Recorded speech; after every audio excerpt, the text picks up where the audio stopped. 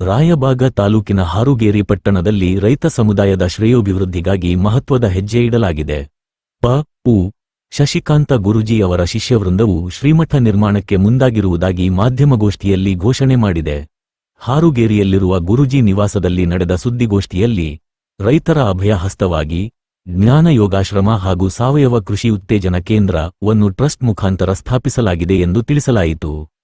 ಈ ಕೇಂದ್ರವು ಬೆಳಗಾವಿ, ಬಾಗಲಕೋಟೆ, ವಿಜಯಪುರ, ಧಾರವಾಡ, ಗದಗ ಸೇರಿದಂತೆ ಹಲವು ಜಿಲ್ಲೆಗಳ ರೈತರಿಗೆ ಮಾರ್ಗದರ್ಶನ ನೀಡುವ ರೈತ ಸೌಧವಾಗಿ ಕಾರ್ಯನಿರ್ವಹಿಸಲಿದೆ.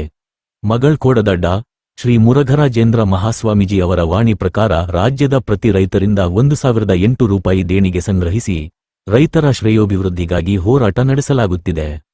ಮುಂದಿನ ದಿನಗಳಲ್ಲಿ ಪಿರಾಮಿಡ್ ಆಕಾರದ ಧ್ಯಾನ ಮಂದಿರ, ಅನಾಥಾಶ್ರಮ, ವೃದ್ಧಾಶ್ರಮ, ರೈತ ಭವನ ಹಾಗೂ ಹೈಟೆಕ್ ರೈತ ಸೌಧ ನಿರ್ಮಾಣದ ಯೋಜನೆ ರೂಪಿಸಲಾಗಿದೆ.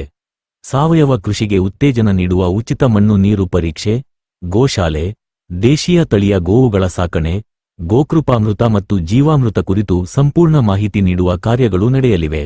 ಈ ಭವ್ಯ ಕಾರ್ಯಕ್ಕೆ ರೈತ ಬಾಂಧವರು ತುನುಮನ ಧನದಿಂದ ಕೈಜೋಡಿಸಬೇಕು ಎಂದು ಟ್ರಸ್ಟ್ ಅಧ್ಯಕ್ಷ ಶಿವಪ್ಪ ಮೇಕ್ಕಳಕಿ ಮನವಿ ಮಾಡಿದ್ದಾರೆ.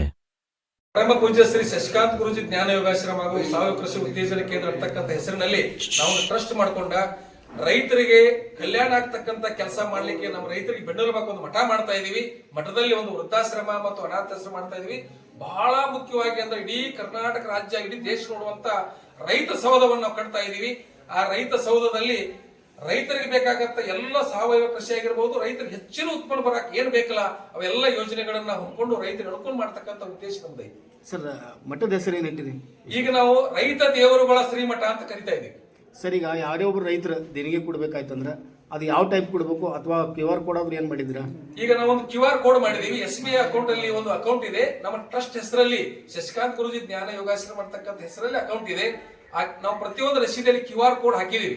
ನೀವು ಆ QR ಕೋಡಿಗೆ ಸ್ಕ್ಯಾನ್ ಮಾಡಿದ್ರೆ ನೀವು ಕೊಡ್ತಕ್ಕಂತ ಅದು ಒಂದು ದೇಣಿಗೆ ಡೈರೆಕ್ಟ್ ಆಗಿ ನಮ್ಮ ಟ್ರಸ್ಟ್ಗೆ ಬಂದು ಜಮಾ ಆಗ್ತದ. ಸರ್, ರೈತರಿಗೆ ಬೇರೆ ಬೇರೆ ಟೈಪ್ ದೇಣಿಗೆ ವಿಧಿಸಿದ್ರೆ ಪ್ರತಿಯೊಬ್ಬ ರೈತರಿಗೆ ಇಂತಿಷ್ಟ ಅಂತ ಹೇಳಿ ನಾವು ಎಲ್ಲಾ ರೈತರು ಕೂಡ 1,008 ರೂಪಾಯಿ ಅಂತ ಮಾಡಿದೀವಿ.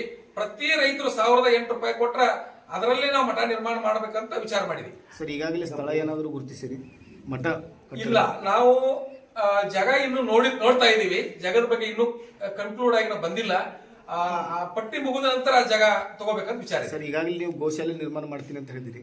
ಅದಕ್ಕಾಗಿ ಮೇವಿನ ವ್ಯವಸ್ಥೆ ಯಾವ್ದಾದ್ರು ಏನ್ ಮಾಡಿದ್ರಿ? ನಾವು 100% ನೋಡ್ರಿ, ಗೋ ಕೃಪಾಮೃತ ಜೀವಾಮೃತ ಏನ್ ತಯಾರು ಮಾಡ್ತೀವಲ್ಲ ರೈತರಿಗೆ ನಾವು ಫ್ರೀ ಆಗಿ ಕೊಡ್ತೀವಿ.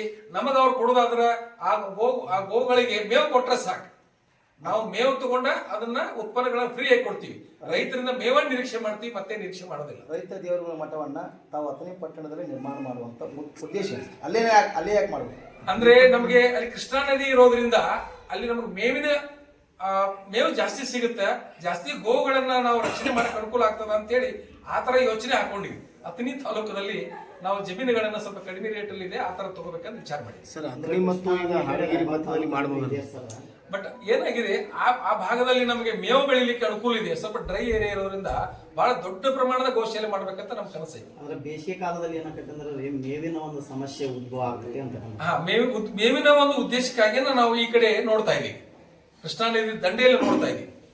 ಸರ್, ನೀವು ಹೇಳಿದ್ರಿ ಈಗ ಕಬ್ಬು ಎಲ್ಲಾ ರೈತರಿಗೆ ಕೂಡ ನಾವು ಸಾವಯವ ಕೃಷಿ ಕೇಂದ್ರ ಮಾಡ್ತಾ ಇದೀವಿ.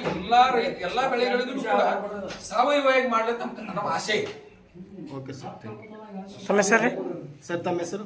ಶಿವಾನಂದ ಮೆಕ್ಕಳಿಕೆ.